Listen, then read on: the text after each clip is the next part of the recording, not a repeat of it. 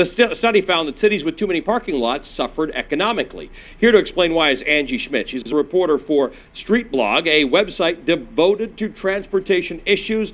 I love transportation issues, Angie. I love what you guys do, but I don't think I have ever been anywhere where I've said, oh my God, there's too much parking here.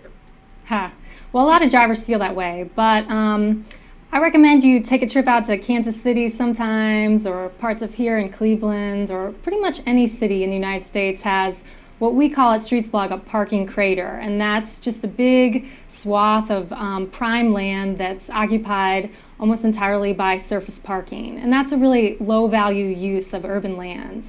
Now, I would have assumed that the market deals with that. I come from Toronto, which used to have a lot of surface parking lots, and now they are all condominiums, which I suspect is going to cause another problem entirely. But I assume that when that land becomes more valuable, becoming a condominium or an office building or housing, that the market sort of dictates that it becomes that. But you're saying that there's a public policy issue in here.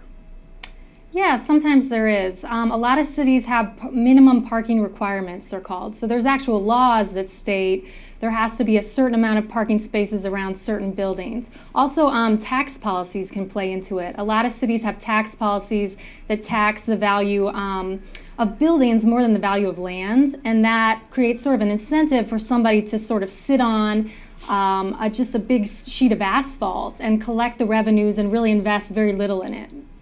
Now, what is the study indicates that there seems to be some relationship between, well, there's a correlation between having too many parking spots and low economic performance. But is that causal? Is there actually a relationship? What's the negative economic consequence of too much parking space?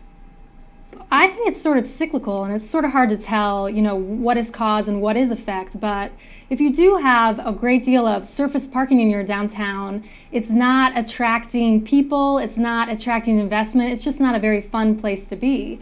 So in cities like Kansas City or Cleveland, where downtown land, even though those are low land value cities, the downtown land should be very valuable. If too much of it is occupied by surface parking, the area just becomes sort of dead and unremarkable, and that's not the kind of place people want to be or invest in. And clearly urbanization trends favor those places where there are higher density, walkable districts and things like that, so you can build it into a place that people want to be in. Right, especially right now, you see property values sort of skyrocketing in some of the big coastal cities like New York City, San Francisco. People, especially younger people these days, are really drawn to areas where they can walk, where they can take transit, where there's a lot to do, and these parking lots can be a real drain on that urban vitality that's so important right now. What a great topic. Angie, good to talk to you. Thank you for joining us. Yeah, thank you so much.